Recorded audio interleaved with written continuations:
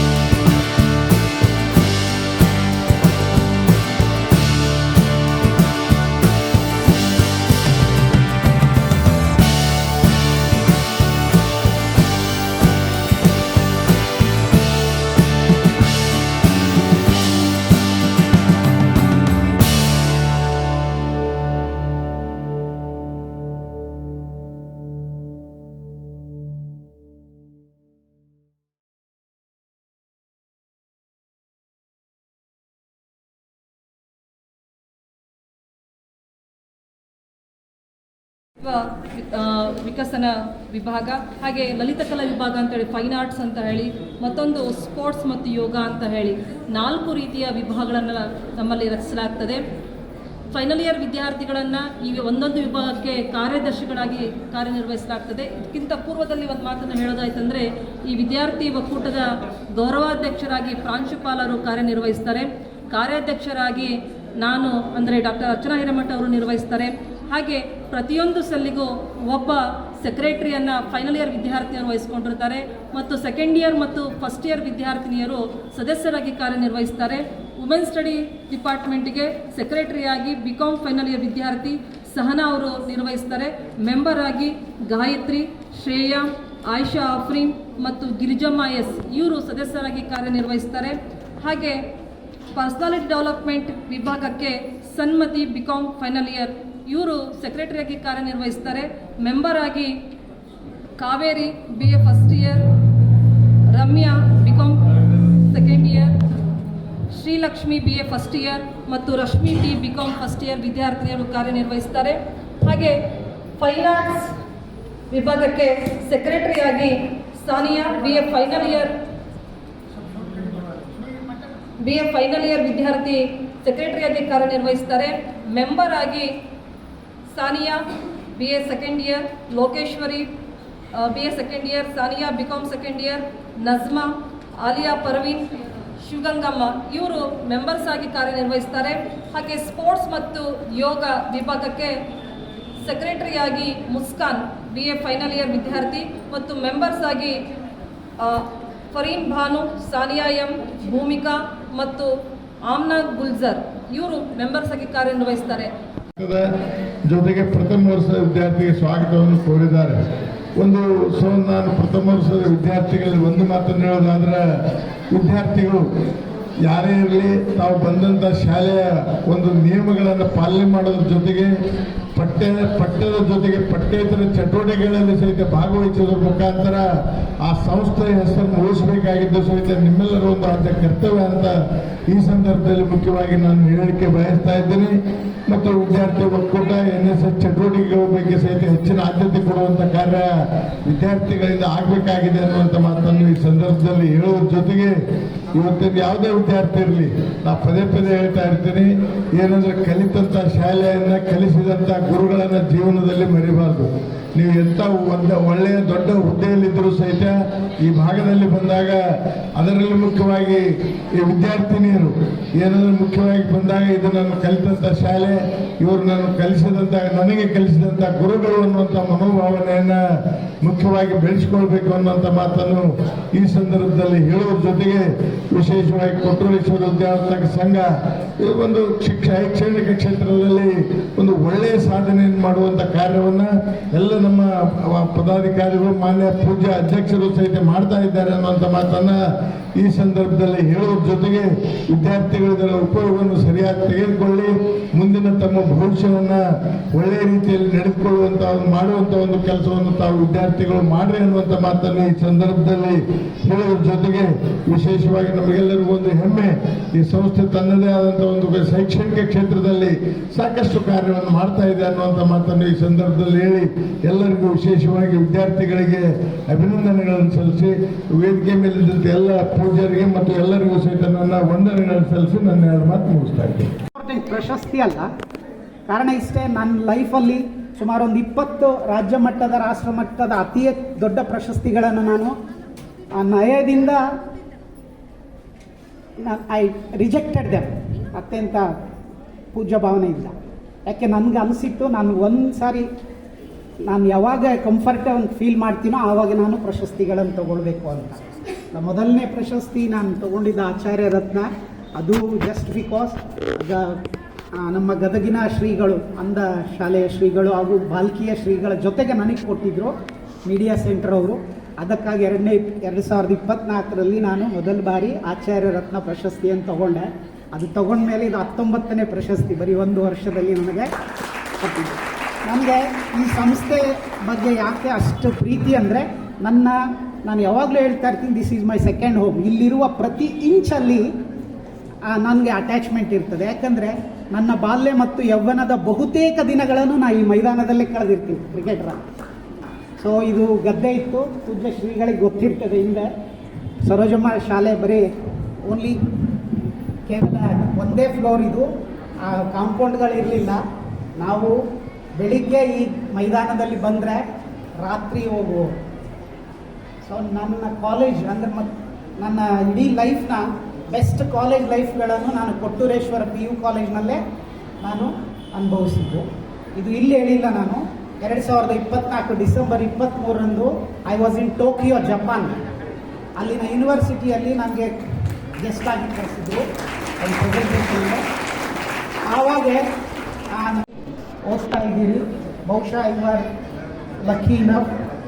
ಈ ದಿನ ಸ್ವಲ್ಪ ಒಂದು ಎಷ್ಟೇ ಅನ್ಕಂಫರ್ಟ್ ಆದರೂ ಸ್ವಲ್ಪ ಒಂದು 20 minutes I spare for you. ಯಾಕಂದರೆ ನಮಗೆ ನಾನು ಹೇಳಿದೆ, ಫ್ರೆಂಡ್ ಫಿಲಾಸಫರ್, ನಮಗೆ ಗೈಡ್ ಚಂದ್ರಶೇಖರ್ ಸಾಕಷ್ಟು ಬಾರಿ ಅದೆಷ್ಟು ನಿಮ್ಮ ಬಗ್ಗೆ ಪ್ರೀತಿ ಇದೆ ಕೋಲ್ಕರ್ ಸರ್ಗೆ, ಚನ್ನಬಸವ ಸರ್ಗೆ ಅಂದರೆ ಭಾಳ ಸರಿ ಹೇಳ್ತಾರೆ, ನಮ್ಮ ಮಕ್ಕಳಿಗೆ ಏನಾದರೂ ಸರಿಯಾಗಿ ಗೈಡ್ ಮಾಡಿ ಅಂತ.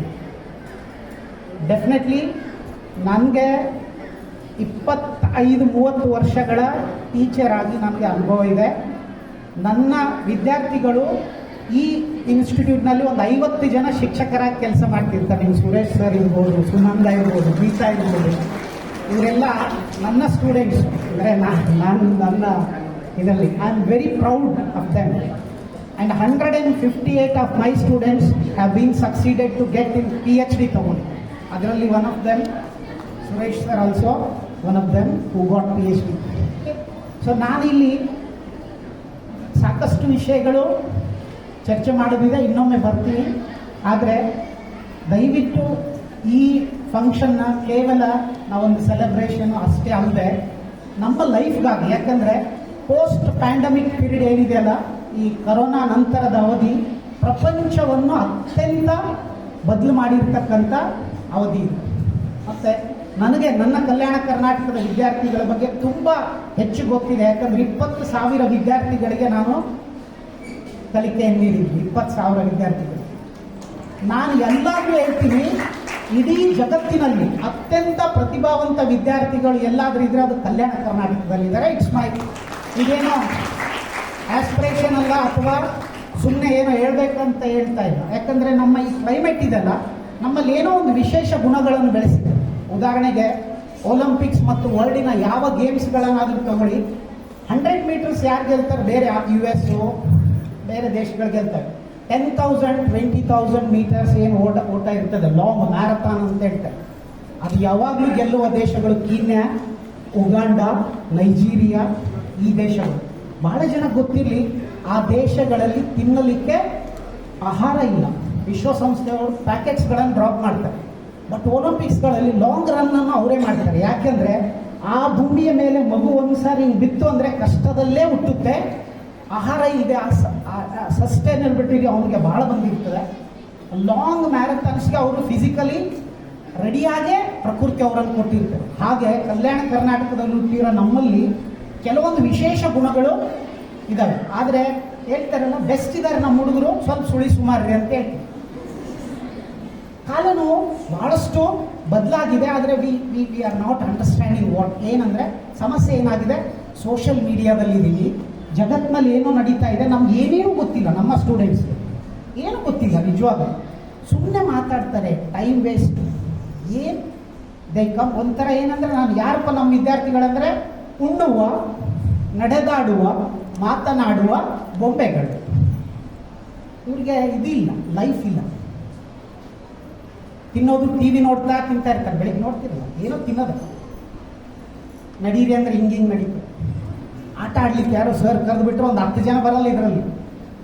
ಯಾಕೆ ಅಂದರೆ, ಸರ್ ನಾವು ಅವಾಗ ನೋಡ್ತಿದ್ದೀವಿ ಸರ್ ಅಂತ. ಈಗೇನು ಅಜ್ಜಿಯರಾಗಿದೆ, ಏನಾಗಿದೆ, ವಾಟ್ ಹ್ಯಾಪನ್ ಟು ಯು? ಏನೂ ಆಗಿಲ್ಲ. ಲೈಫ್ನ ಫಸ್ಟ್ ಅಂಡರ್ಸ್ಟ್ಯಾಂಡ್ ಮಾಡ್ಕೊಳ್ಬೇಕಾಗಿದೆ. ಅದು ಈ ಕಾಲದಲ್ಲಿ 25 ಇದೆಲ್ಲ ತುಂಬ ಸಿವಿಯರ್ ಇಶ್ಯೂಸ್ ಇದ್ದಾವೆ. ಫಾರ್ ಎಕ್ಸಾಂಪಲ್ ಹೇಳಿದರೆ, ನಾವು ಹಿಂದೆ ಏನು ಹೇಳ್ತಾ ಇದ್ದೀವಿ, ಮೂಲಭೂತ ಬೇಸಿಕ್ ನೀಡ್ಸ್ ಅಂದರೆ ಏನೇನು ಹೇಳೋರು ಅವಾಗೆ, ಫುಡ್, ಕ್ಲಾತ್ಸ್ ಮತ್ತು ಶೆಲ್ಟರ್. ಆದರೆ ಈಗ ಅದಷ್ಟೇ ಬೇಸಿಕ್ ನೀಡ್ ಅಲ್ಲ. ಇವತ್ತೇನಾಗಿದೆ, 25 1 2 3 4 5 6 ಇದು basic needs. One partner in the life. ಜೀವನದಲ್ಲಿ ಒಬ್ಬನೇ ಪಾರ್ಟ್ನರ್, ನನ್ನ ಲೈಫ್ ಪಾರ್ಟ್ನರ್. ಅದು ಗಂಡ ಆಗಿರ್ಬೋದು, ಹೆಂಡತಿ ಆಗಿರ್ಬೋದು, ಐನಾಗ್ತದೆ. 2 ಕಿಡ್ಸ್, 3 BHK ಹೋಮ್ ಬೇಕು ನಮಗೆ. 4 ವೀಲರ್ ಬೇಕೇ ಬೇಕು. 5 days work in a week work ಇರಬೇಕು ನಮಗೆ. 6 ಡಿಜಿಟ್ ಸ್ಯಾಲ್ರಿ ಬೇಕು. 1 lakh ಮನೆ ನಡೆಸ್ಬೇಕಂದ್ರೆ ಇವತ್ತು 6 ಡಿಜಿಟ್ಸ್ ಆಗಲೇಬೇಕು ನಮಗೆ. ಸೊ ಇವು ನಮ್ಮ ಬೇಸಿಕ್ ನೀಡ್ಸ್. ನೆಕ್ಸ್ಟ್ ನೀವು ಡಿಗ್ರಿ ಮುಗಿಸೋದಾಗ ನಿಮ್ಮ ಬೇಸಿಕ್ ನೀಡ್ಸ್ ಇವು. ಒಂದು. ಸೆಕೆಂಡ್, ಏನು ಡಿಸಿಷನ್ ಮಾಡ್ತಾ ಇದ್ದೀವಿ, ಬರೀ ಯಾವುದೋ ಗಾಳಿ ಸುದ್ದಿ, ಒಂದು ಸುದ್ದಿ ನಮ್ಮನ್ನು ಇವತ್ತೇನು ಮಾಡ್ತಾರೆ ಸೊಸೈಟಿಯಲ್ಲಿ. ಯುಕ್ಸನ್ನು ನೇಪಾಳದಲ್ಲಿ ನೋಡಿದ್ದೀರಿ, ನಿನ್ನೆ ಇಲ್ಲ 20 ಜನ ಯುವಕರು ಸತ್ತೋಗಿದ್ದಾರೆ, 450 ಜನ ಏನಾಗಿ. ಯಾಕೆ? ಜಸ್ಟ್ ಒಂದು ವಾರ ಸೋಷಿಯಲ್ ಮೀಡಿಯಾವನ್ನು ಬ್ಯಾನ್ ಮಾಡಿದ್ದಕ್ಕೆ ಇಡೀ ನೇಪಾಳಗೆ ಯುವಕರು ಬೆಂಕಿ ಹಚ್ಚಿದ್ದಾರೆ ನಿನ್ನೆ. ಯಾಕೆ ಅಂದರೆ ಕೆಲವು ಸುದ್ದಿಗಳು ಬಹಳ ಬೇಗ ಏನಂತ ತೀರ್ಮಾನ ಮಾಡದೆ ಒಂದು ಇದಕ್ಕೆ ಬರೋದು.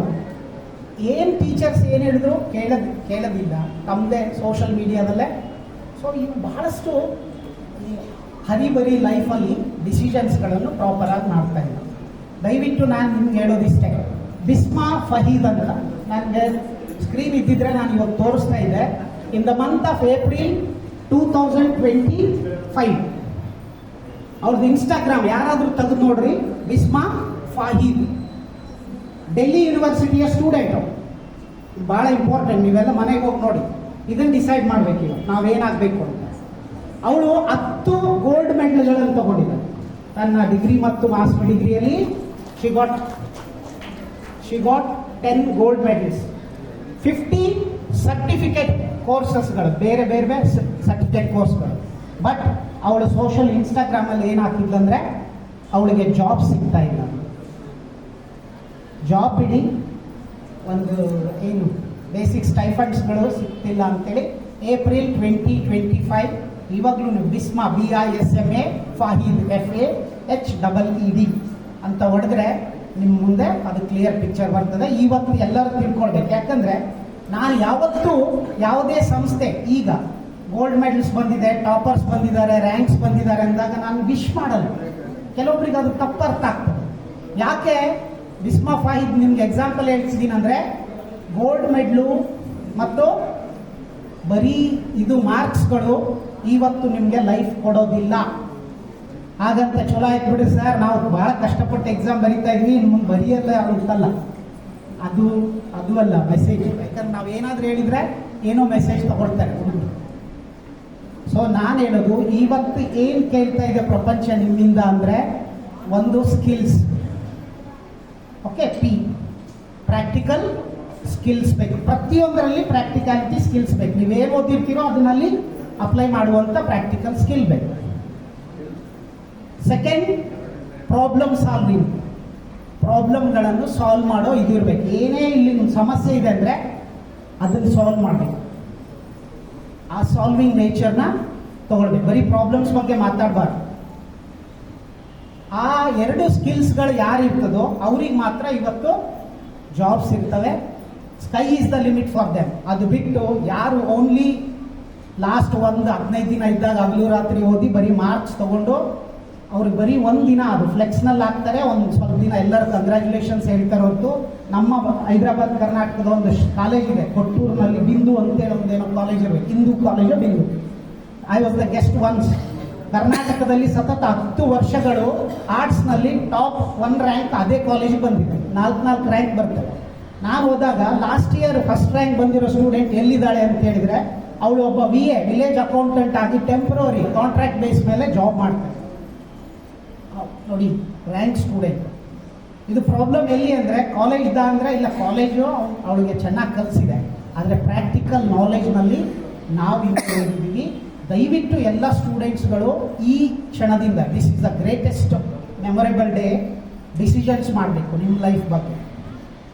ಫಸ್ಟ್ ನಾವೇನೇನು ತಪ್ಪು ಮಾಡ್ತಾ ಇದ್ವಿ, ABCD ಸೇಮ್ ಅಗೇನ್ ಅದನ್ನೇ ಬೇರೆ ರೀತಿಯಲ್ಲಿ ಮಾಡೋದು. ಅಂದರೆ ನಾವೇನು ಮಾಡ್ತೀವಿ ಅಂದರೆ ಆಸ್ಪಿರೇಷನ್ಸ್. ಯಾವಾಗ ಸ್ಟೇಜ್ಗೆ ಹತ್ತೀವೋ, ನೀನು ವಿವೇಕಾನಂದ, ನಿನ್ನಲ್ಲಿ ಅದು ಇದೆ ಇದು ಇದೆ, ನಾನು ಅದಾಗಬಲ್ಲೆ ಇದಾಗಬಲ್ಲೆ, ಏನು ಬೇಕಾದ್ರೆ ಹೇಳೋದಪ್ಪ, ಸಚಿನ್ ಆಗ್ಬೋದು, ಎಲ್ಲ ಆಗ್ಬೋದು. ನಾವು ಹಂಗೆ ಮಾತಾಡ್ತೀವಿ, ನೋಡ್ತೀರಲ್ಲ, ಅವ್ನು ರ್ಯಾಂಕ್ ತೊಗೊಂಡಳ್ಳೆ ಅಂದರೆ ಅದೇನು ದೊಡ್ಡ ವಿಷಯನ. ನಾನು ಮನಸ್ಸು ಮಾಡಿದರೆ ಇವಳು ಯಾವತ್ತೂ ಮಾಡಲ್ಲ, ಅದು ಆಗಲ್ಲ ಗೊತ್ತಿದೆ. ಆದರೆ ಆಸ್ಪಿರೇಷನ್ಸ್ ಒಂದು ಏನೋ ಅದು ಮಾಡಬೇಕು ಇದು ಮಾಡಬೇಕು ಇಲ್ಲ. ಸೊ ಈ ವಿಷಯದಲ್ಲಿ ಯಾರೂ ಇದು ಮಾಡಬಾರ್ದು. ಫಸ್ಟ್ ಥಿಂಗ್, ಇವತ್ತು ಹೇಗಿದೆ ಜಗತ್ತಂದರೆ, ನಿಮ್ಗೆ ಏನು ಇಂಟ್ರೆಸ್ಟಿಂಗ್ ಇದೆ, ವೇರ್ ಯುವರ್ ಎಕ್ಸ್ಪರ್ಟ್ಸ್. ನೀನು ಬೆಸ್ಟ್ ಅಡುಗೆ ಮಾಡ್ತೀಯಾ, ಅಡುಗೆಯಲ್ಲಿ ಇವತ್ತು ಕೋಟಿಗಟ್ಟಲೆ ದುಡಿಯುವಷ್ಟು ಅವಕಾಶ, ಇವತ್ತು ಮನೆಯಲ್ಲಿ ಕೂತ್ಕೊಂಡೇ ದುಡಿಯುವಷ್ಟು ಅವಕಾಶ ಇದೆ. ಪ್ಲ್ಯಾಟ್ಫಾರ್ಮ್ಸ್ ಇದೆ, ಅದ್ಭುತ ಪ್ಲ್ಯಾಟ್ಫಾರ್ಮ್ಸ್ ಇದೆ. ನಿನಗೆ ಬಟ್ಟೆ ಡಿಸೈನ್ ಮಾಡೋದು ಇಂಟ್ರೆಸ್ಟಾ, ಅದೇ ಇದರಲ್ಲಿ ನೀನು ಸರ್ಟಿಫಿಕೇಟ್ ಕೋರ್ಸ್ ಮಾಡ್ಕೋ, ಅದರಲ್ಲೇ ನೀನು ಬಿಲೇನಿಯರ್ ಆಗುವಂಥ ಅವಕಾಶ ಇದೆ.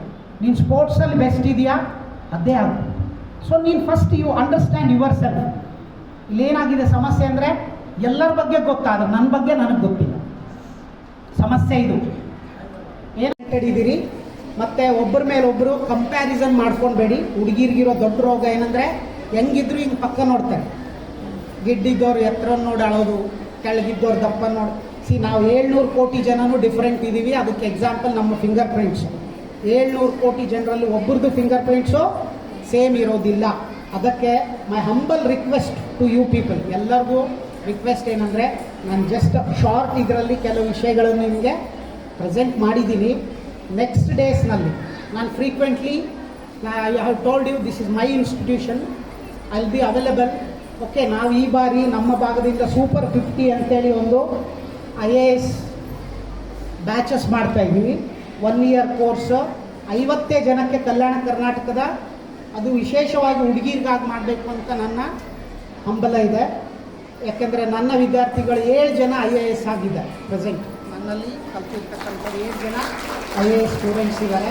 ತುಂಬ ಬಡ ವಿದ್ಯಾರ್ಥಿಗಳು, ವಿದ್ಯಾರ್ಥಿನಿಯರು IAS ಆಗಿದ್ದಾರೆ. ಈ ಬಾರಿ ನಾವು 2 ಬ್ಯಾಚಸ್ಗಳನ್ನು ಸ್ಟಾರ್ಟ್ ಮಾಡ್ತಾ ಇದ್ದೀವಿ ನಮ್ಮ ಕಲ್ಯಾಣ ಕರ್ನಾಟಕ. ಒಂದು super 50 for UPSC, Anand Kumar ಮತ್ತು ನಾವು ಇಬ್ಬರು ಮಾಡ್ತಾ ಇದ್ದೀವಿ. ಆನಂದ್ ಕುಮಾರ್ ಸೂಪರ್ 30 ಅಂತ ಋತಿಕ್ ರೋಷನ್ ಒಂದು ಸಿನಿಮಾ ಇದೆ, ಆ ಸಿನಿಮಾ ನೋಡಿ, ಅದು ಅವನ ಬಯೋಗ್ರಫಿ. IIT ಅನ್ನೋನು, ವೆರಿ ಮ್ಯಾಕ್ಸಸ್ಸೆ ಅವಾರ್ಡ್ ಗೆದ್ದವನು. ಅವನು ನನ್ನ ಕೊಲೀಗ್ ವಜಿರಾಮ್ನಲ್ಲಿ ಹಿಂದೆ 2016ರಲ್ಲಿ ನಾವು IAS ಕ್ಲಾಸ್ ಮಾಡೋ ಕೊಲೀಗು.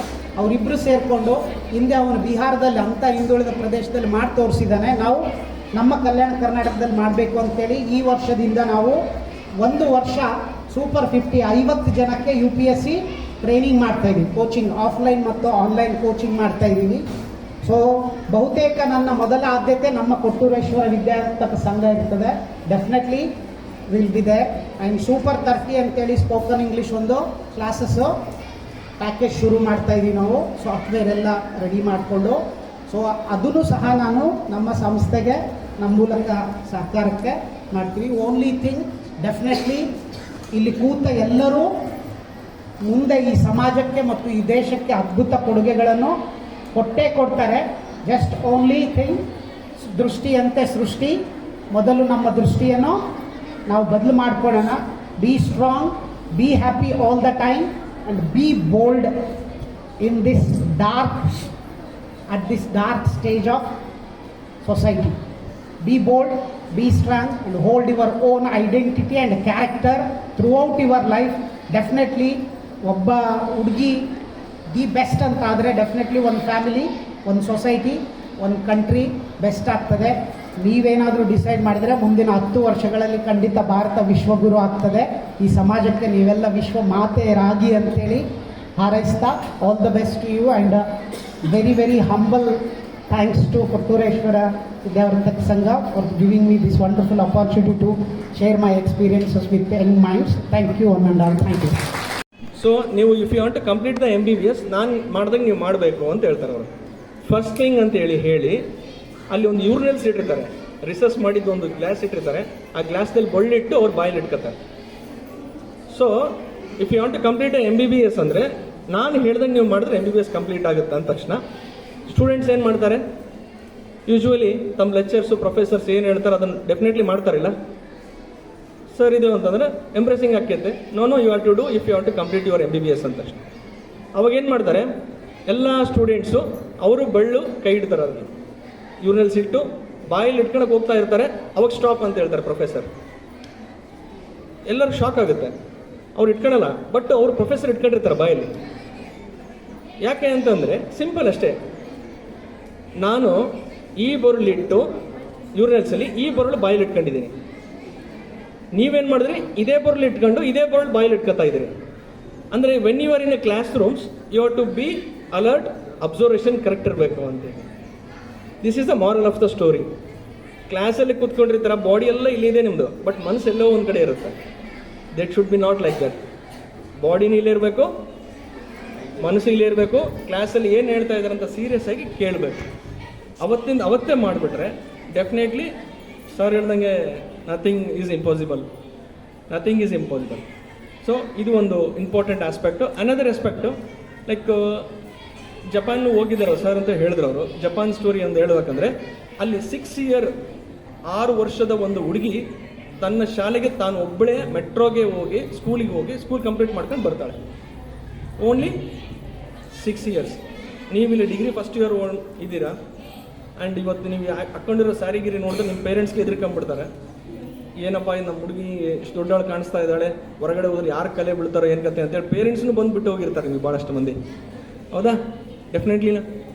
ಸೊ ಜಪಾನ್ ಇರುವಂಥ ಸ್ಟೂಡೆಂಟ್ಸ್ಗೆ ಅಲ್ಲಿ ಏನು ಕಲಿಸ್ಕೊಡ್ತಾರೆ, ಇಂಡಿಯಾದಾಗ ಇಲ್ಲದ ಇಲ್ಲಿ ಏನು ಕಲಿಸ್ಕೊಡ್ತಾರೆ? Because we are very proud Indians. ನನಗೆ 2 ವಿಷಯ ನಾನು ಭಾಳ ಇಷ್ಟಪಡ್ತೀನಿ. ಸರ್, ಒಂದು ಇಷ್ಟಪಡ್ತೀನಿ, ಒಂದು ನಂಗೆ ಬೇಜಾರಾಗ್ತಾ ಇರೋದು. ಒಂದು ಏನಪ್ಪ ಇಷ್ಟ ಅಂದರೆ, ಭೂಮಿ ಮೇಲೆ ದೇವರು ಅಂತ, ಹೆಣ್ಣು ದೇವರು ಅಂತ ಪೂಜೆ ಮಾಡೋ ಏಕೈಕ ಕಂಟ್ರಿ ಅಂದರೆ ಅದು ಇಂಡಿಯಾ ಒಂದೇ. V are very proud of that. Second thing ಏನಂದರೆ, ಅದೇ ಈ ಒಂದು ಹೆಣ್ಮಕ್ಳಿಗೆ ಯಾವುದೇ ಒಂದು ದೌರ್ಜನ್ಯ ಆದಾಗ ಭಾಳ ಬೇಜಾರಾಗುತ್ತೆ. ಅಂದರೆ ಬೇಜಾರು ಎಷ್ಟು ಮಟ್ಟಿಗೆ ಅಂದರೆ, ಲೈಕ್ ನಮ್ಮನ್ನ ಹೆಂಗೆ ಯಾವ ಥರ ಮಾಡ್ತಾರೆ ಅಂದರೆ, ಈ ಒಂದು ಸಾಂಪ್ರದಾಯಿಕವಾಗಿ ನಮ್ಗೇನು ಮಾಡ್ತಾರೆ, ನೀವು ಹಾಕೋ ಡ್ರೆಸ್ ಮೇಲೇ ನಿಮ್ಗೆ ಈ ಥರ ಲೈಂಗಿಕ ದೌರ್ಜನ್ಯಗಳೆಲ್ಲ ಆಗ್ತವೆ ಅನ್ನೋದು ನಮಗೊಂದು ಪರ್ಸೆಪ್ಷನ್ ತಲೆಗೆ ತೋರಿಸ್ಬಿಟ್ಟಿದ್ದಾರೆ. ಕರೆಕ್ಟಾ? ನಾವು ಹಾಕೋ ಡ್ರೆಸ್ಸು, ಅವ್ರು ನೋಡೋ ನೋಟ, ಇದೇ ನಮಗೆ ಎಫೆಕ್ಟ್ ಆಗುತ್ತೆ ಅಂತ. ಈಗ ಯಾವುದು ಇದ್ರೂ ಕೂಡ ನಿಮ್ಮ ಇಂಡಿಯಾದಲ್ಲೇ ನಾನು ಹೇಳ್ತೀನಿ, ಭಾಳಷ್ಟು ಸಣ್ಣ ಸಣ್ಣ ಕೇಸ್ ಇರ್ತಾರೆ. 6 ತಿಂಗಳ ಕೂಸಿಗೆ, 1 ವರ್ಷದ ಕೂಸು ಮೇಲೂ ರೇಪ್ ಕೇಸ್ ಆಗುತ್ತೆ. ಅವ್ರು ಯಾವ ಡ್ರೆಸ್ಸಿಂದ ಏನಾದರೂ ಮಾಡಿರ್ತಾರೆ ಪರ್ಸೆಪ್ಷನ್. ಆಕೆ ಯಾರ ಥರ ಡ್ರೆಸ್ ಹಾಕ್ಕೊಂಡು ಅವ್ರು ಏನು ಮಾಡಿರ್ತಾಳೆ, ಆ ಹುಡುಗಿ ಏನೇನು ಮಾಡಿರ್ತಾಳ ಅಂದರೆ, ಇಲ್ಲಿ ನೋಡೋ ಬಟ್ಟಿನಲ್ಲಿ ಇಲ್ಲ, ನೋಡೋ ಕಣ್ಣಲ್ಲಿ ಇರೋದು. ಸೊ ಆ ಪರ್ಸೆಪ್ಷನ್ ಏನಿದೆಲ್ಲ ತೆಗಿಬೇಕು. ಇಲ್ಲ ಅಂದರೆ ನಿಮ್ಗೆ ಮುಚ್ಚಿ ಹಾಕ್ಬಿಡ್ತಾರೆ ಸೀದಾ ಹಂಗೆ ಒಂದು ಲೆವೆಲ್ಲಿಗೆ ಮಾಡಿ, ಬೇಡ ಬೇಡ ಬೇಡ ಬೇಡ ಬೇಡ ಅಂತೇಳಿ. ಸೊ ಅದಕ್ಕೆ ಒಂದು ಟ್ರಿಕ್ ಏನಪ್ಪ, ಗರ್ಲ್ಸಿಗೆ ನಾನು ರಿಕ್ವೆಸ್ಟ್ ಮಾಡೋದು ಇಷ್ಟೇ. ಫಸ್ಟ್ ಆಫ್ ಆಲ್ ಪ್ಯೂಬರಿಟಿ, ಲೈಕ್ ಚಿಕ್ಕ ಮಗು ಆಗಲಿ ಎಲ್ಲೇ ಆಗಲಿ, ನೀವು ಮಾತ್ರ ಯಾವುದೇ ಒಂದು ಪುರುಷರ ಹತ್ರ ನೀವು ಯಾವತ್ತೂ ಟಚ್ ಮಾಡಿಸ್ಕೊಳಕ್ಕೆ ಹೋಗ್ಬೇಡಿ. ಲೈಕ್ ಎನಿಥಿಂಗ್ ಗೆಸ್ಚರ್, ನಮ್ದ್ರಲ್ಲಿ ಇದೆಲ್ಲ ಸಾಂಪ್ರದಾಯಿಕವಾಗಿ ನಮಸ್ಕಾರ ಅಂದರೆ ನಮಸ್ಕಾರ ಮಾಡಿ, ಕೈಯಿಂದ ಶೇಕ್ ಹ್ಯಾಂಡ್ ಮಾಡೋದಾಗಲಿ ಇದಾಗಲಿ, ಆಲ್ಮೋಸ್ಟ್ ನಾನು if it is necessary don't touch it. ಎಷ್ಟು ಮಟ್ಟಿಗೆ ಕಾನ್ಫಿಡೆನ್ಸ್ ತರಿಸ್ಬೇಕಂದ್ರೆ, ಇವತ್ತೇನು ಪೇರೆಂಟ್ಸ್ ಬಂದು ನಿಮಗೆ ಬಿಟ್ಟು ಹೋಗ್ತಾ ಇದ್ದಾರಲ್ಲ ಕಾಲೇಜ್ ಕಡೆ, ಆ ಥರ ಆಗಬಾರ್ದು. ನನ್ನ ಮಗಳು ಒಬ್ಬಾಕಿ ಅಮೆರಿಕ ಹೋದ್ರೂ ಕೂಡ 19 hours flight journey, check-in, international check-in 3 hours, 24 hours, 30 hours ಆಗುತ್ತೆ. ಒಬ್ಬಳೇ ನನ್ನ ಮಗಳು ಅಮೇರಿಕಕ್ಕೆ ಹೋಗಿ ಬರಬೇಕು. ಆ ಥರ ಒಂದು ಕಾನ್ಫಿಡೆನ್ಸ್ ಲೆವೆಲ್ ನೀವು ನಿಮ್ಮ ಪೇರೆಂಟ್ಸಿಗೆ ತರಬೇಕು. ಯಾವಾಗ ತರ್ತಾರಂದರೆ, ನೀವು ಎಲ್ಲಿ ಯಾವುದೇ ಒಂದು ಎಲ್ಲಿನೂ ನಿಮ್ಗೆ ಸಂಕೋಚ ಬರೋಂಗೆ, ಒಟ್ಟು ಎಲ್ಲಿ ಥರ ನಿಮಗೆ ಮಾಡ್ಲಾರಂಗಿದ್ದಾಗ ಡೆಫಿನೆಟ್ಲಿ ಆ ಥರ ನಿಮ್ಮ ಕಾನ್ಫಿಡೆನ್ಸ್ ಬಂದೇ ಬರುತ್ತೆ. ಒಂದು ಸ್ವಲ್ಪ ಕಷ್ಟಪಟ್ಟದ್ದಕ್ಕೆ, ಅಂದರೆ ನಾ ಯಾವಾಗಲೂ ಇದನ್ನು ಉದಾಹರಣೆ ಹೇಳ್ತಿರ್ತೀನಿ. ಇವತ್ತು ಫಂಕ್ಷನ್ ಐತೆ, ಫಂಕ್ಷನ್ನಿಗೆ ನಾವು ಹೆಂಗೆ ಪ್ರೆಸೆಂಟ್ ಆಗಬೇಕು ಅನ್ನೋದು ನೀವು ಮೊದಲೇ ಡಿಸೈಡ್ ಮಾಡಿದ್ದಕ್ಕೆ, ಎಷ್ಟು ಬೇಗ ಎದ್ದಿರ್ತೀರಿ, ಎಷ್ಟು ಬೇಗ ಮೇಕಪ್ ಮಾಡ್ಕೊಂಡಿರ್ತೀರಿ, ಎಷ್ಟು ಬೇಗ ನಿಮ್ಮ ಅಣ್ಣ ಕಿರಿಕಿರಿ ಕೊಟ್ಟು, ನಿಮ್ಮ ಮಮ್ಮಿ ಕಿರಿಕಿರಿ ಕೊಟ್ಟು, ನೀವು ಬೇಕಾದದ್ದು ಸೀರೆ, ಬೇಕಾದ ಡ್ರೆಸ್ಸು, ಬೇಕಾದದ್ದೆಲ್ಲ ರೆಡಿ ಮಾಡ್ಕೊಂಡು ಇವತ್ತು ಹೆಂಗೆ ನೀವು ಬ್ಯೂಟಿಫುಲ್ ಪ್ರೆಸೆಂಟೇಷನ್ ಹೆಂಗೆ ಮಾಡಿರಿ, ಹಾಗೆ ಜೀವನದ ಪ್ರೆಸೆಂಟೇಷನ್ಗೂ ಕೂಡ ನೀವು ತಯಾರು ಮಾಡ್ಕೊಳ್ಳೋದು ಕಲಿಬೇಕು. ಫಂಕ್ಷನ್ ಪ್ರೆಸೆಂಟೇಷನ್ ಒಂದೇ ಅಲ್ಲ, ಇಡೀ ಲೈಫಿಗೆ ಪ್ರೆಸೆಂಟೇಷನ್ ಆಗಬೇಕು. ಆ ಪ್ರೆಸೆಂಟೇಷನ್ ಆಗಬೇಕಾಯ್ತು ಅಂತಂದ್ರೆ, ಈಗ ಹೆಂಗೆ ನಮಗೇನಂತ, ನೀವು ಇವತ್ತಿನ ಫಂಕ್ಷನಿಗೆ ಬರ್ಬೇಕಾದ್ರೆ ಇಂಥ ಸೀರೆ, ಇಂಥ ಕಲರು ನಾವೆಲ್ಲ ಮಾತಾಡ್ಕೊಂಡು ಹೆಂಗಿದ್ರಿ, ಹಾಗೇನೆ ಜೀವನದಲ್ಲಿ ಕೂಡ ನಾವು ಏನು ಮಾಡಬೇಕು, ಏನು ಸಾಧಿಸ್ಬೇಕು, ಯಾವ ಲೈನಿಗೆ ಹೋಗಬೇಕು, ಏನು ಅಚೀವ್ ಮಾಡಬೇಕು ಅನ್ನೋದನ್ನು ಕೂಡ ಮೊದಲೇ ನೀವು ಡಿಸೈಡ್ ಮಾಡಿದ್ರಿ ಅಂತಂದರೆ, ಉಳಿದದ್ದೆಲ್ಲ ಆಟೋಮೆಟಿಕಲಿ ಅವೆಲ್ಲ ತಯಾರಿಗಳು ನಿಮ್ಮ ಕೈಲಿಂದ ಆಗ್ತವೆ.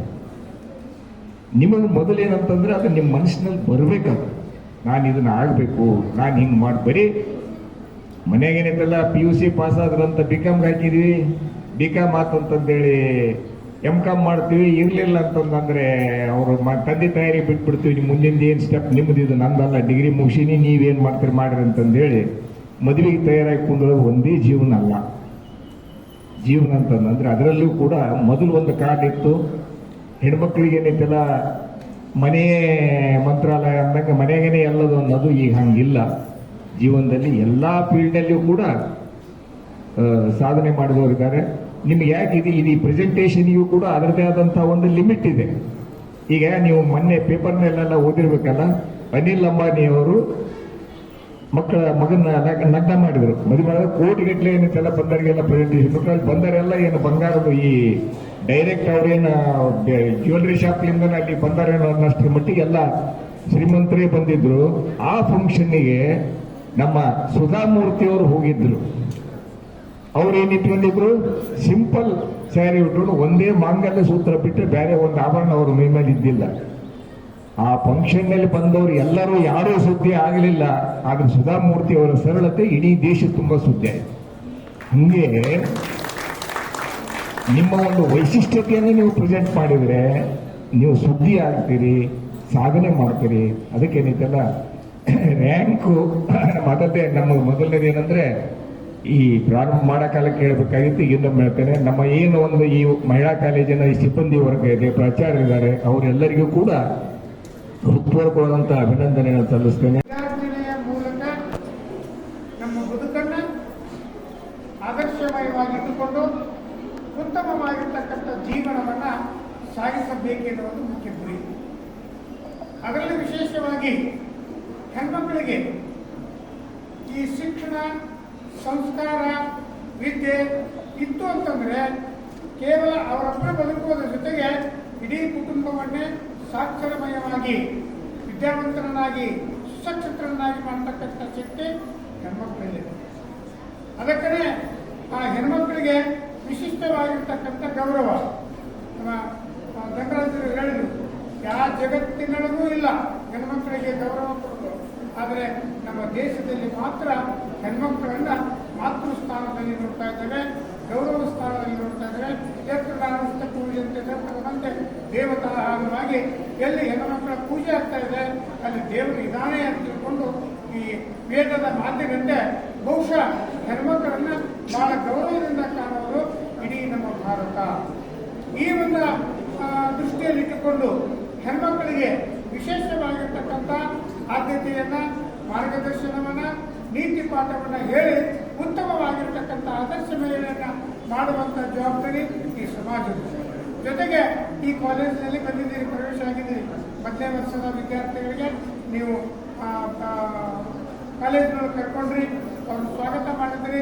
ಆಮೇಲೆ ಇವತ್ತು ಏನಾಗಿದೆ ಅಂತಂದ್ರೆ ನೀವು ಓದ್ತಕ್ಕಂಥವ್ರು ಉತ್ತಮ ರೀತಿ ಒಳಗೆ ತರಗತಿಯಲ್ಲಿ ಪಾಲ್ಗೊಂಡು ಗುರುಗಳು ಹೇಳ್ತಕ್ಕಂಥ ಯಾವುದೇ ಪಾಠ ಇರಲಿ ಅಚ್ಚುಕಟ್ಟಾಗಿ ತಿಳ್ಕೊಂಡು ಮನೆಯೊಳಗೆ ಅದನ್ನು ನೀವು ಬರಿಬೇಕು. ಕೇವಲ ಬರೀ ಕ್ಲಾಸ್ನಾಗ ಬಂದು ಕುಂತೆ ಹೋದ ಎಕ್ಸಾಮ್ ಬಂದಾಗ ಅಷ್ಟ ಓದಿದೆ ಅಂತಂದ್ರೆ ಬಿಡೋಂಗಿಲ್ಲ. ಯಾಕಂದ್ರೆ ಅದರಲ್ಲಿ ವಿಶೇಷವಾಗಿ ಹೆಣ್ಮಕ್ಳು ಮೊಬೈಲ್ ಯೂಸ್ ಮಾಡೋದು ಕಡಿಮೆ ಅಂತ ಅನಿಸ್ತೈತೆ ನನಗೆ. ಆದರೂ 100% ಯೂಸ್ ಮಾಡ್ತಾರೆ. ದಯಮಾಡಿ ಫೋನ್ ಯೂಸ್ ಮಾಡಕ್ಕೆ ಹೋಗ್ಬೇಕು. ನಿಮಗೆ ಏನು ಅವಶ್ಯಕತೆ ಅದ ಅಷ್ಟೇ ಉಪಯೋಗ ಮಾಡಿರಿ. ಅದ್ರಾಗ ಭಾಳ ಹೊಲಸದ ಯೂಟ್ಯೂಬ್ ಅಂತದ, ಅವು ಏನೇನೋ ಅದ, ಎಲ್ಲ ಅದಾವು. ಅವ್ನು ಯಾವ ಮಾಡ್ಕೋಬೇಡಿ. ನಿಮ್ಮನ್ನು ಏನಾದರೂ ಕೆಡಿಸೋದಿತ್ತಂತಂದ್ರೆ ಮೊಬೈಲೇ ಕೆಡಿಸ್ತೈತಿ.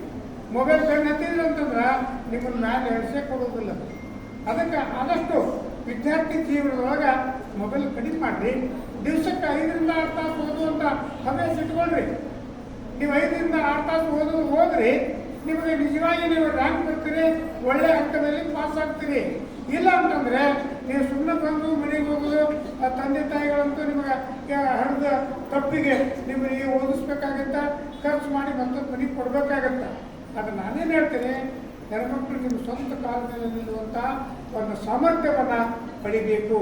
ಆ ಸ್ವಂತ ಕಾಲ ಮೇಲೆ ನಿಲ್ತಕ್ಕಂಥ ವ್ಯವಸ್ಥೆ ಯಾವುದು ಅಂತಂದ್ರೆ ಅದು ವಿದ್ಯೆ, ಶಿಕ್ಷಣ.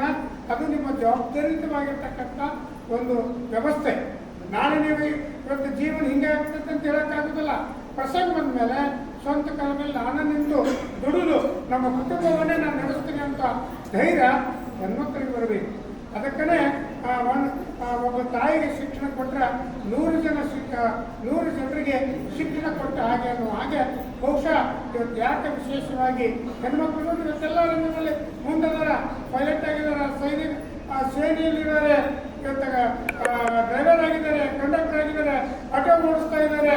ಇವತ್ತೆಲ್ಲ ರಂಗದೊಳಗೆ ಗಂಡ್ಮಕ್ಳು ಸರಿಸಮಾನವಾಗಿ ಇವತ್ತು ಅವರೆಲ್ಲ ಕೆಲಸ ಮಾಡಲಿಕ್ಕೆ ಹತ್ತಿದ್ದಾರೆ. ಅದನ್ನು ನೀವು ಅರ್ಥೈಸಿಕೊಂಡು ಒಳ್ಳೆ ಆದರ್ಶಿತವಾದ ವ್ಯಕ್ತಿ ಆಗುವಂತೆ ನೀವು ಪ್ರಯತ್ನ ಮಾಡಿ. ನಮ್ಮ ಕಾಲೇಜು ಉತ್ತಮವಾಗಿರ್ತಕ್ಕಂಥ ಈ ಸಿಬ್ಬಂದಿ ಇದೆ, ಗುರುವರ್ಗ ಇದೆ, ಅವ್ರ ಕಡೆಯಿಂದ ಒಳ್ಳೆ ಜ್ಞಾನವನ್ನು ತೆಗೆದುಕೊಡ್ರಿ. ಮೊದಲಿದು ಗುಲ್ಬರ್ಗಾ ವಿಶ್ವವಿದ್ಯಾಲಯದೊಳಗೆ ಅದರಲ್ಲಿದ್ದಾಗ ಪ್ರತಿ ವರ್ಷ 5 ಕೊಟ್ಟಿದ್ದು. ಈಗ ಏನಾಗಿದೆ ಅಂದ್ರೆ ಅಕ್ಕಮಹಾದೇವಿ ಮಹಿಳಾ ವಿಶ್ವವಿದ್ಯಾಲಯ ಕೊಟ್ಟ ಮೇಲೆ ಇಡೀ ಕರ್ನಾಟಕದ ಎಲ್ಲ ಮಹಿಳಾ ಕಾಲೇಜುಗಳು ಅಲ್ಲಿ ಬರುವುದರಿಂದ ಸ್ವಲ್ಪ ಕಡಿಮೆ ರ್ಯಾಂಕ್ಗಳು ಬರ್ಲಿಕ್ಕತ್ತಿದ್ದಾವೆ. ಆದರೂ ಅಡ್ಡಿ ಇಲ್ಲ. ನೀವು ಉತ್ತಮವಾಗಿರ್ತಕ್ಕಂಥ ಭವಿಷ್ಯತ್ತು, ಉತ್ತಮವಾಗಿರ್ತಕ್ಕಂಥ ಫಲಿತಾಂಶ ತಂದು ಕಾಲೇಜಿಗೆ ಕೀರ್ತಿ ತರುವುದಲ್ಲದೆ ನಿಮ್ಮ ತಂದೆ ತಾಯಿಗಳಿಗೂ ಗೌರವ ತೊಂಬರಿ. ನಿಮ್ಗೆಲ್ಲರಿಗಿಂತ ನೀವು ಉತ್ತಮ ಫಲಿತಾಂಶ ಬಂದಿರಿ ಅಂತಂದ್ರೆ ನಮ್ಮ ಆಡಳಿತ ಮಂಡಳಿಗೆ ಖುಷಿ ಆಗ್ತಾ ಇದೆ. ನಮ್ಮ ಕಾಲೇಜಿನಾಗ ಒಬ್ಬ ವಿದ್ಯಾರ್ಥಿನಿ ಇಂಥ ತರಗತಿಗೆ ಪಾಸ್ ಆಗಿದೆ ಅಂತಂದ್ರೆ ಖುಷಿ ಅನ್ನಿಸ್ತಾ ಇದೆ.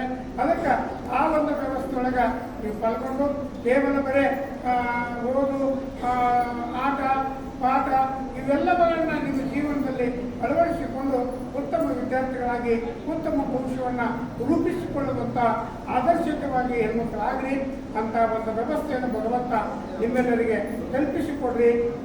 ನೀವು ಯಾವುದು ವ್ಯರ್ಥ ಸಮಯ ಹಾಳು ಮಾಡದೆ, ವ್ಯರ್ಥ ಸಮಯ ಹಾಳು ಮಾಡದೆ ಮನೆಯೊಳಗೆ ಅದನ್ನ ಕೆಲಸ ಮಾಡೋ ಟಿವಿ ಮುಂದೆ ಐತಿ, ಅದೊಂದು ಬೆರೆತ ಡಬ್ಬಿ, ಅದು ಮುಂದೆ ಕೂತ್ರಂತ ಮುಗಿದ ಹೋದ್ರು. ಸಾಯಂಕಾಲ 7 ಆರಿಂದ ಶುರು ಆಗ್ತಾವ್ರಿ ಏನು ಧಾರಾವಾಹಿಗಳು, 1, 2, 3 ಮನೆ 3 ಬಾಗಿಲು, ಅವು ಏನೇನೋ ಬರ್ತಾವ. ಆದ್ರೆ ಅದೊಂದು ಬೆನ್ನು ಹತ್ತಿರೋದ ಆ ಟಿವಿ ಧಾರಾವಾಹಿ ಹೆಂಗೆ ನಿಮ್ಮ ಜೀವನ ಅದ್ರಾಗ ಒಳ್ಳೇದಿರೋದಿಲ್ಲ. ಬರೇ ಅಕ್ಕಿ ಮಾವನ್ನ ಕೆಡಿಸೋದು, ನೆಗಡಿ ಕೆಡಿಸೋದು, ಅಕ್ಕಿನ ಕೊಲೆ ಮಾಡೋದು, ಅಕ್ಕಿಗೆ ಇವ ಇರ್ತಾವ ಧಾರಾವಾಹಿ. ಅದಕ್ಕೆ ಅವನ್ನೆಲ್ಲ ನೋಡೋಕೆ ಹೋಗ್ಬಿಡ್ರವ. ಚಂದ ಪುಸ್ತಕ ಅದಾವು, ಅಧ್ಯಯನ ಮಾಡಿ ಒಳ್ಳೆಯವರಾಗಿ ಒಳ್ಳೆ ಭವಿಷ್ಯ ಭಗವಂತ ನೀರು ಅಂತ ಹೇಳ್ಕೊಂಡು ಹಾರೈಸಿ ನಮ್ಮ ಗಣರಾಜರು ಬಹಳ ಖುಷಿ ಅನ್ನಿಸ್ತಾ ಇದೆ. ಅವರು ಸಾಮಾಜಿಕ ಕಾರ್ಯಕರ್ತರು, ಒಳ್ಳೆಯವರ ಸ್ವಂತ ಸಂಸ್ಥೆಯನ್ನು ನಡೆಸ್ತಾ ಇದ್ದಾರೆ. ಅವ್ರು ಏನೇ ಮಾಡ್ತಾರೆ ಅಂತಂದ್ರೆ ಈ ಒಳ್ಳೆ ಪ್ರತಿಭಾವಂತ ವಿದ್ಯಾರ್ಥಿಗಳನ್ನ ಗುರುತಿಸಿಕೊಂಡು UPS ಪರೀಕ್ಷೆ ಕಳಿಸಿ IAS AS ಅವರಿಗೆ ಕೋಚಿಂಗ್ ಕೊಡ್ತಕ್ಕಂಥ ವ್ಯವಸ್ಥೆಯನ್ನು ಮಾಡಿ ಈ ಸಮಾಜದಲ್ಲಿ ಒಳ್ಳೆಯ ಒಂದು ಕಾರ್ಯವನ್ನು ಮಾಡ್ತಾ ಇದ್ದಾರೆ. ನಿಜವಾಗಿ ನಮಗೆ ಖುಷಿ ಅನಿಸ್ತಾ. ಅವರಿಗೆ ಮೊನ್ನೆ ಆಗಸ್ಟ್ 15 ನಾವು ಅವರಿಗೆ ಸನ್ಮಾನ ಮಾಡಬೇಕಾಗಿತ್ತು. ಅಂದಿನ ದಿವಸ ಅವ್ರಿಗೆ ಬರ್ಲಿಕ್ಕಾಗಲಿಲ್ಲ. ಇವತ್ತು ಈ ಸಮಾರಂಭದಲ್ಲಿ ಅವ್ರನ್ನ ಸನ್ಮಾನಿಸಿ ಅವರಿಂದ ಏನು ವಿಷಯಗಳನ್ನು ಕೇಳಿದ್ರಿ, ನೀವು ನೋಡಿ ಎಲ್ಲ ವಿಷಯಗಳನ್ನು ಕೇಳಿದ್ರಿ. ಬಹುಶಃ ಪ್ರಸಂಗ ಬಂತಂದ್ರೆ ನಾಳೆ ಅವರೇನು ಕೋಚಿಂಗ್ ಮಾಡ್ತಾರಲ್ಲ, ಕೋಚಿಂಗ್ ಸಮಯದಲ್ಲಿ ನೀವು ಯಾರಾದ್ರೂ ಭಾಗಿಯಾಗ್ಬೋದು.